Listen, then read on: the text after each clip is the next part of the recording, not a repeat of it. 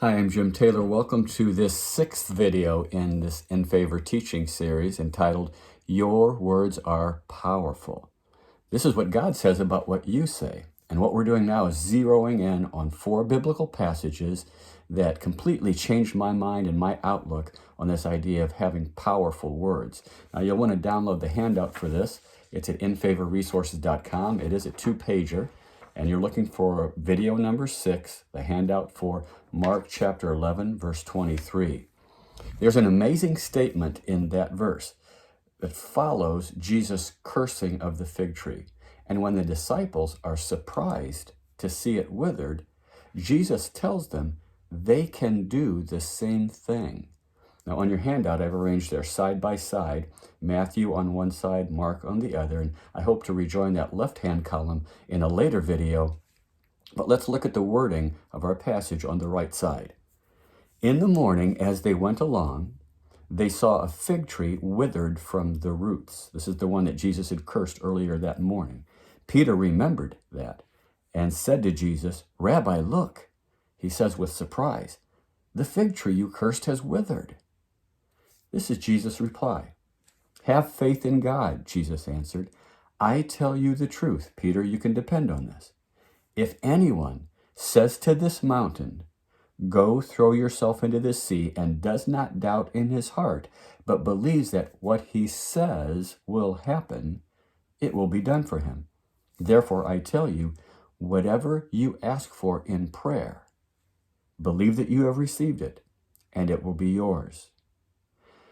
The lesson that we have traditionally drawn from this episode is that our faith can move mountains. And while that's true, in both of these gospel accounts, it is speaking out of our faith that actually moves the mountain.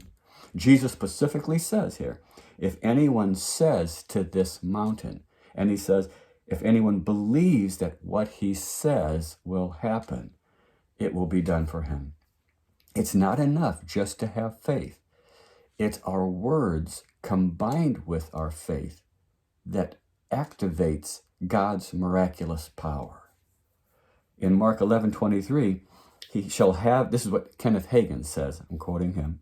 Jesus did not teach in Mark 11:23, he shall have whatsoever he believeth. He taught, he shall have whatsoever he saith. In other words, you shall have what you speak. Faith is always expressed in words. Faith must be released through your mouth. Now that's what blew my mind. I knew about faith, but I glossed right over these verses that talk about speaking powerful words. When I read the verses, it was like they weren't even there. I mean, how could I have missed this? Especially when there are so many similar references that I've put on your handout there. Matthew 7:7, ask and it will be given to you. For everyone who asks receives. Matthew 17, I tell you the truth. If you have faith as small as a mustard seed, you can say to this mountain, move from here to there, and it will move.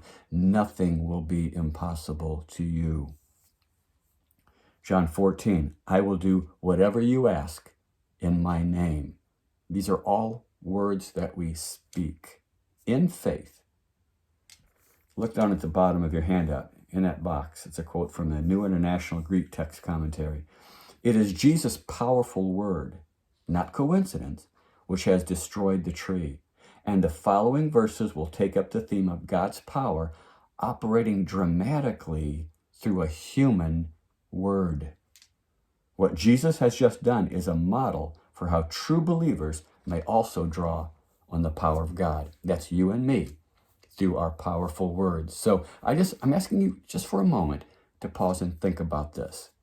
If our words are powerful, if they have an effect on us and on those around us and on the whole world, if our tongue has the power of life and death in it, it should not surprise us that our words have great sway with God, and that when they're combined with our faith, they can do the impossible. They can truly move mountains. Now, I realize this is not the only verse in the Bible on prayer. I get that. You have to consider the entire biblical record. It's like putting all the pieces together of a jigsaw puzzle. I know that James says, well, we cannot ask with the wrong motives or we won't receive. I know that Isaiah warns if we hold on to sin in our heart, God will not hear our requests. I get that. But don't discount this. Don't water down its meaning. Don't overlook it. Don't explain it away. I tell you the truth. If you speak to your mountain, go throw yourself into the sea, and you do not doubt in your heart, but believe that what you say will happen, it will be done for you. That's not me talking. Jesus said that, and he meant it. And his words are powerful. I hope you'll join us for the next video. We're dealing with Romans 10, 9, and 10, which explains to us how we are saved. This should be of interest to all of us. And of course, it includes speaking our powerful words. Hope to see you then.